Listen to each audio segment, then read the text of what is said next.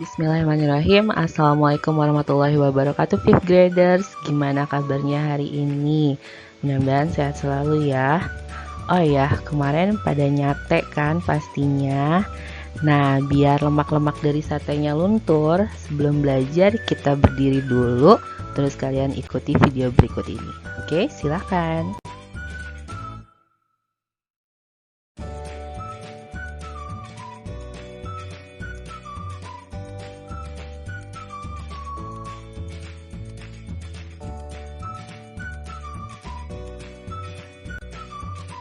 Oke, pemanasannya sudah cukup ya. Nah, tujuan pembelajaran bersama Bu Adel hari ini yaitu yang pertama, mengetahui nama-nama tulang penyusun rangka manusia. Yang kedua, mengetahui bentuk tulang penyusun rangka manusia. Yang ketiga, menuliskan fungsi rangka manusia. Yang keempat, mengidentifikasi otot-otot yang bekerja pada beberapa jenis kegiatan manusia. Yang kelima, mengetahui perbedaan otot lurik atau rangka, kemudian otot polos dan otot jantung. Ya, pada bagian ini kalian akan mempelajari nama-nama tulang penyusun rangka manusia. Rangka manusia sendiri sebenarnya terbagi menjadi 3 bagian utama. Yang pertama adalah rangka tengkorak. Nah, tengkorak itu fungsinya buat apa ya? Kira-kira ada yang tahu nggak? Ya, betul sekali. Tengkorak itu melindungi organ-organ yang ada di dalamnya seperti otak, telinga bagian dalam, mata, dan lidah. Nah, berikutnya adalah rangka badan. Kalau rangka badan itu terbagi menjadi 5 bagian. Ada tulang dada, tulang rusuk, tulang gelang bahu, tulang gelang panggul, dan tulang belakang atau tulang punggung. Kemudian yang ketiga ada rangka anggota gerak. Anggota gerak sendiri terbagi menjadi 2, anggota gerak atas atau tangan dan anggota gerak bawah atau kaki. Nama-nama yang lebih detailnya kalian bisa lihat di buku halaman 59 dan 60 ya. Kalau kita lihat tadi bentuk tulang manusia itu bermacam-macam ya. Ternyata ada yang berbentuk pendek seperti di tulang punggung ini, itu di tulang belakang. Kemudian ada yang berbentuk tulang pipi seperti di tulang belikat atau tulang ubun-ubun. Terus ada yang bentuknya seperti pipa, itu contohnya di tulang lengan atas, tulang paha, lengan bawah. Kemudian ada juga yang bentuknya tidak beraturan atau tak berbentuk, contohnya tulang rahang bawah.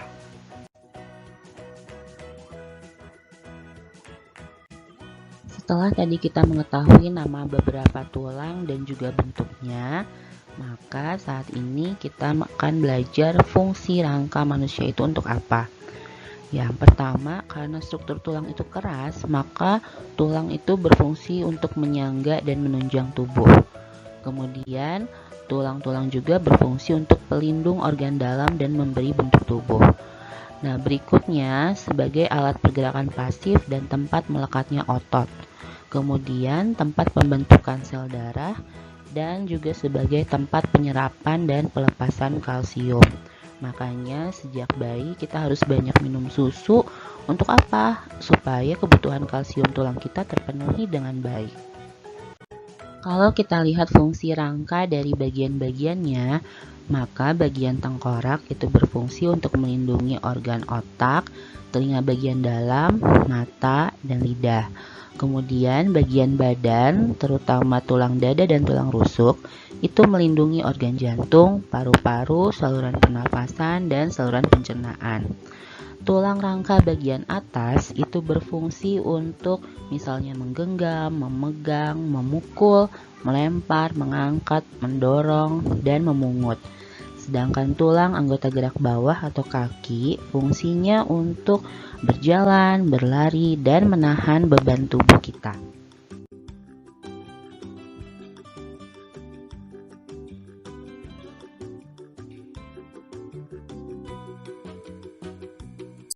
Oke, pada gambar ini menjelaskan gerakan otot pada tangan. Sifat gerak otot pada tangan itu antagonis atau berlawanan. Maksudnya gimana? Kita lihat gambar yang sebelah kiri. Gambar sebelah kiri itu menunjukkan gerakan otot fleksi atau menekuk.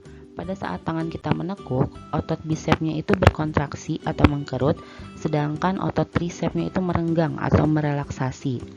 Nah, kalian lihat kalau tendon itu adalah bagian otot yang menempel ke tulang. Dalam bahasa sehari-hari, otot itu dikenal dengan daging, sedangkan tendon adalah bagian uratnya. Nah, kemudian gambar yang sebelah kanan adalah gerakan ekstensi atau lurus kembali.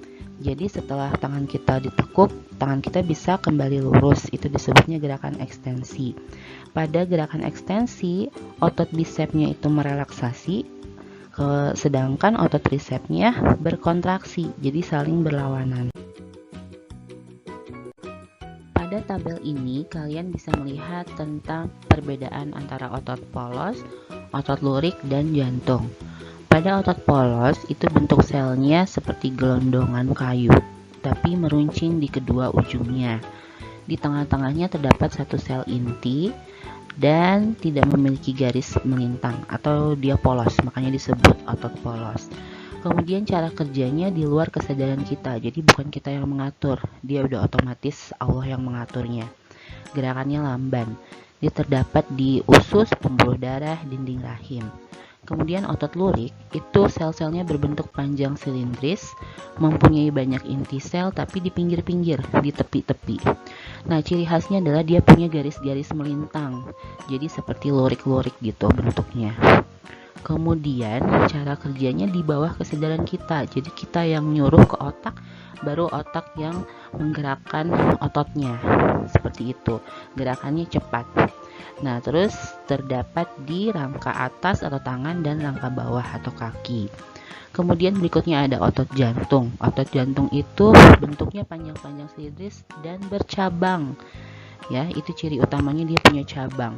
Terus intinya banyak tapi letaknya di tengah. Nah, terus otot jantung itu cara kerjanya sama dengan otot polos di luar kesadaran kita. Jadi dia gerakannya otomatis. Nah, nggak kebayangkan kalau semuanya harus kita yang atur, kita nggak bisa ngapa-ngapain, cuman ngatur otot doang. Makanya Allah itu Masya Allah luar biasa sekali dengan kekuasaannya, bisa mengatur seluruh alam semesta ini, termasuk organ-organ di dalam tubuh kita, bahkan organ-organ di dalam semut sekalipun. Ya kan? Masya Allah. Nah, ini adalah gambar dari otot-otot yang sudah dibuat spesimen, dilihatnya di bawah mikroskop. Yang kiri adalah gambar otot polos, tadi dia bentuknya gelondongan tapi pinggirnya runcing. Itu terdapat di saluran pencernaan, juga dinding rahim dan pembuluh darah. Kemudian yang tengah adalah otot jantung, ciri khasnya dia bercabang, intinya ada di tengah. Kemudian yang paling kanan ada otot rangka atau otot lurik, ciri khasnya dia punya garis-garis lurik seperti itu ya. Berikutnya coba kita mencari tahu di halaman 90 dan 91 itu ada beberapa pertanyaan yang perlu kita jawab.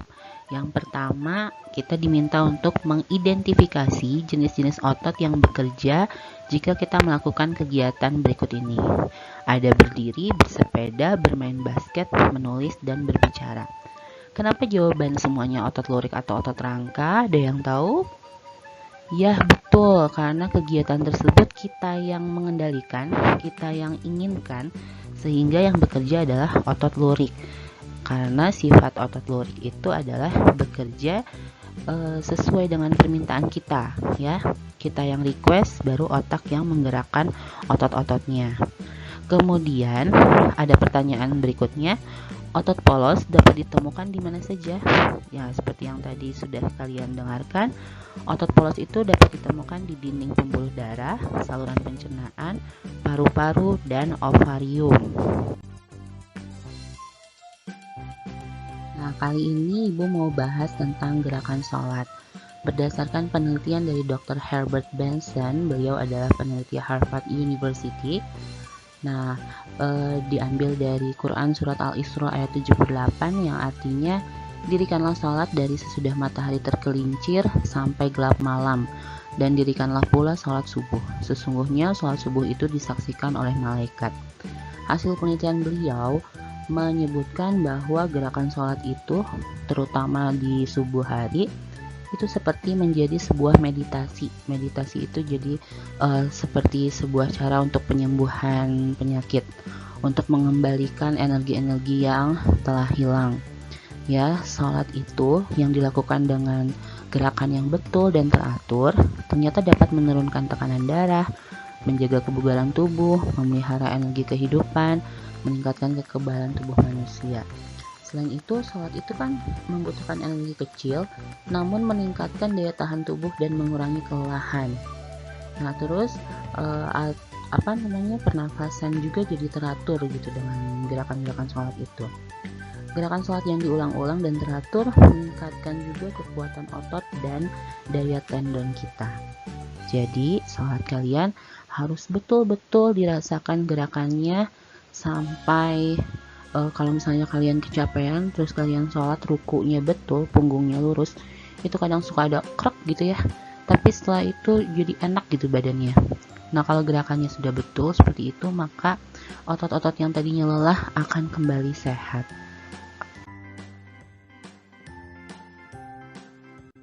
Oke, latihan soal hari ini yang pertama ada di halaman 54. Itu ada tabel.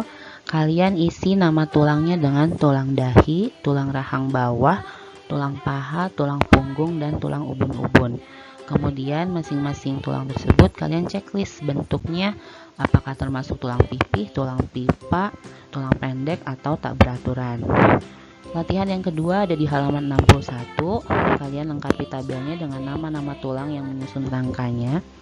Itu bisa lihat di halaman sebelumnya, ada nama-namanya. Kalian tulis di situ. Kemudian yang terakhir ada di halaman 62.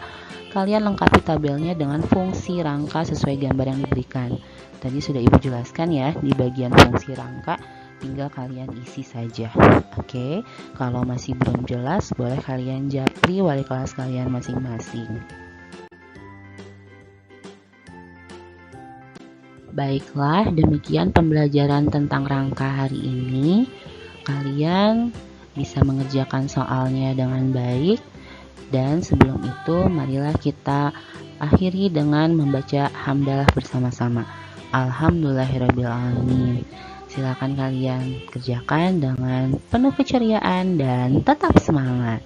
Kita jumpa lagi minggu depan ya. Wassalamualaikum warahmatullahi wabarakatuh.